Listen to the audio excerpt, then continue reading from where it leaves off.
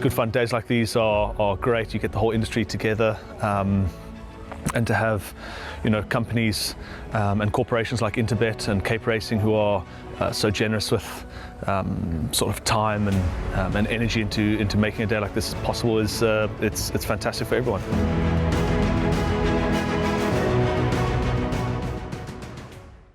Race number 7, this is the headliner on the day, the Hollywoodbets Gold Challenge, Grade 1, 1600 meters, the trip.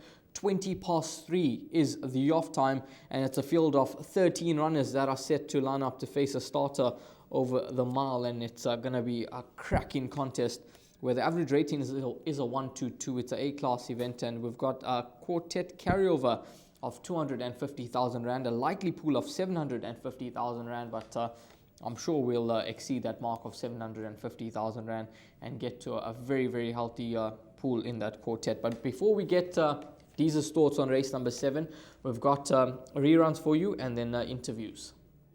In for the kill, in behind those Sugar Mountain, then came At My Command, and Main Defender is down the center of the track.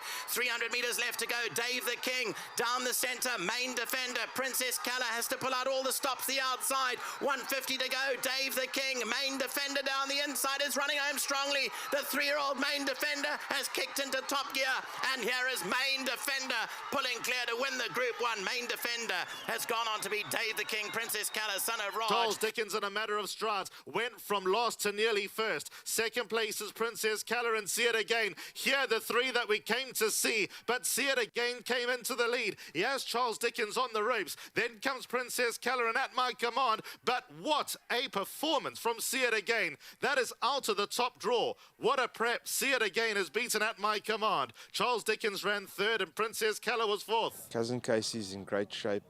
He's really flying at home. Everything's gone well. Obviously very unlucky in his last start not to win the drill hall. But yeah, we quietly confident of a big run, mindful of a very tough field. Yeah, See It Again, this is his comeback run.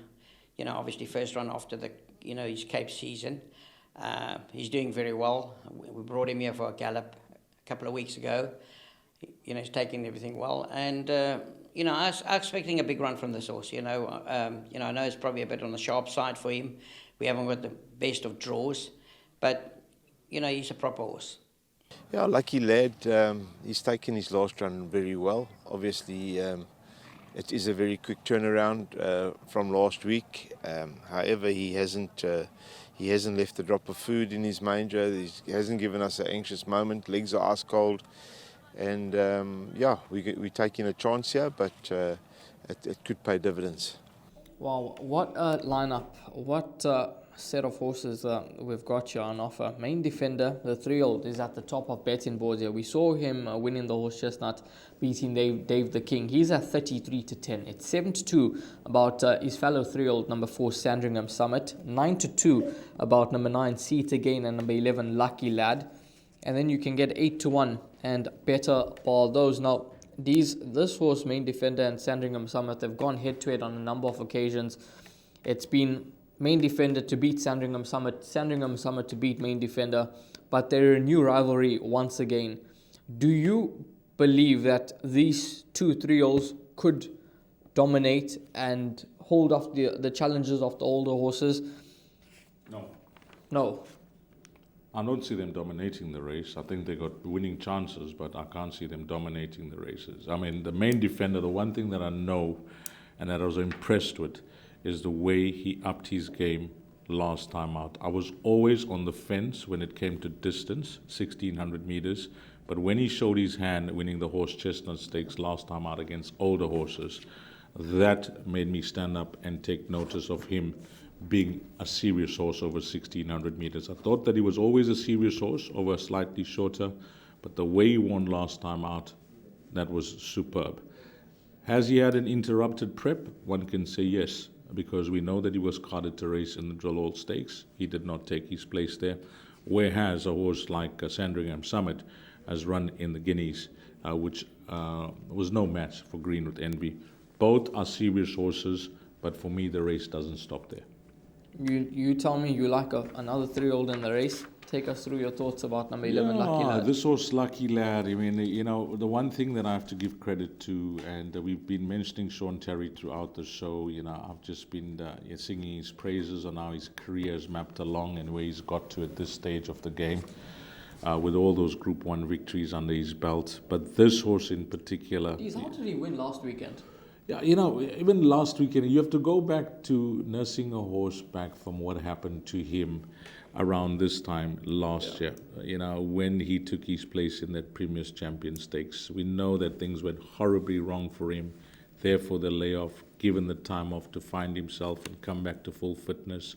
Sean Terry has given him his first 2 starts to just bring him on. And his last 2 victories, I mean, when you look at the Senior Santa Stakes here, that day I think he had no right to win. Last time out, if you freeze frame in running, say the 300-meter mark, I mean, and if you don't know what's going on and you have to pick the winner out, you'll never pick him. Never. You'll Not never possible. Pick him. Yeah, and when you talk about in-running betting, they do this in the UK, where you can back horses in running. You'd never be backing a horse like that at the 300-meter mark. That was a miraculous victory. And when he was at the line, Richard, he actually had time to look over, to the horses that were on his inside. And he's a serious racehorse. This is something that I would say has been well thought of. Sean says we'll have to take our chance and it could pay dividends. Personally, I think it's been well thought of. The sprint up last week would have been a horse race that would have brought him on. All you need to do is for a horse to pull up well, and which he's done. He's he's eaten, his manger's clean, that type of thing. Those are all good positive comments. The one thing when it comes to distance, we know that he's an unknown over the trip, that the start that he had, we can't judge him on that as a 2-year-old. So I had to pull up his pedigree. The dam won twice over 1,600 meters. The full sister, Follow Me, was a 4-time winner that got 1,600 meters. He's a half-brother to a horse that did win over 1,950 meters. So this distance I see no issue with. On what I saw last week, I'm going to suggest that he has to be included in all bets. And I'll personally tell you that 9-2 is not going to last. The way I read the race and the way I see his followers coming for him after what happened last week. So my numbers for first year, I've written down a quartet.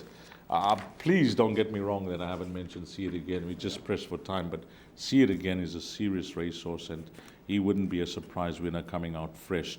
And his main mission is the Hollywoodbets Durbanville, but he loves this track. This is home ground for See It Again. So my quartet that I've written down, Ryle, is very simple. 3, 4, 9 in 11, by 3, 4, 9 and 11 for second, by 2, 3, 4, 6, 8, 9, 10 and 11 for third and fourth. And if you multiply that per mount, it'll cost you 360 Rand in this carryover quartet that I think could reach $1 million rather than 750. Yeah, that is Deez's quartet, 360 Rand. Number 2, Cousin Casey must be a lively chance at around 12-1 in the market. I've gone a bit wide in this leg of the jackpot and open for a bit of a result, but it could be... How many horses have you included? Don't tell me you've included the field now, right? Oh, seven runners, yeah. 7 out of 13, so you're saying it's a field race? Yeah, I think it could be close. I'm looking for a result here, Deez. This is the previous leg. I look to beat Double Grand Slam. If Double Grand Slam wins, I want a result in this race, and I want one of the horses that I've included at a bit of a price. As a punter, you're playing for a result, but I mean, as an analyst, as someone who is looking at the field, I mean, can you tell me that some of these horses are going to match strides to horses that are Group 1 winners in the race? Probably not, but I think a horse like... You want to catch the lotto, Ryle. You need to take lucky numbers there. These, I'll tell you. They're doing quick picks at Hollywoodbets Greyville. Listen to me. They are doing quick picks at Hollywoodbets Greyville. The ladies are going to be walking around with tickets. 100 Rand will buy you bets for 120 Rand. You're going to get 4 bets. Ryle Radhakrishna is going to be buying all the tickets. Quick pick bets is what she's looking for. What's your top choice here? These, I'm going to go with the number 9 seed again. Top choice. 9 seed again. And how many horses in your jackpot again? 7. 7 horses for Ryle Radhakrishna. I think the winner will come from 4, 3, 9 and 11. It's going to be an exciting race. As Ryle alluded to earlier on, one of the races of the season is the Hollywoodbets Gold Challenge, a Group 1 for a stake of $2 million.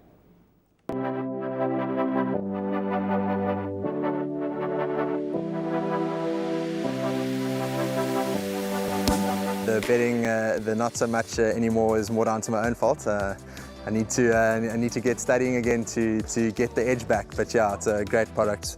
I love the exchange. It's really, in my opinion, one of the better bookmakers, if not the best bookmaker out there.